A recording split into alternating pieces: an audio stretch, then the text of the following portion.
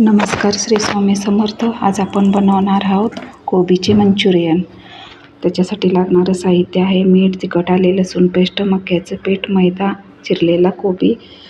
आपण कोबी घ्यायचा आहे, त्याच्यामध्ये मैदा टाकायचा आहे, त्याच्यात मक्याचं पीठ घ्यायचं आहे, नंतर मीठ, आले लसणाची पेस्ट, तिखट, त्याच्यामध्ये थोडंसं पाणी टाकून एकजीव करून घ्यायचं आहे.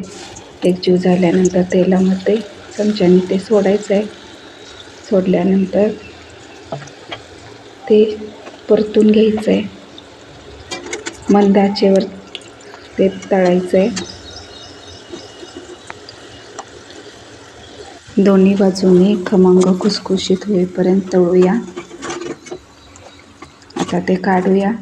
लहान मुलेही आवडीने खातील असे तयार आहे खमंग खुसखुशीत मंचुरियन. धन्यवाद.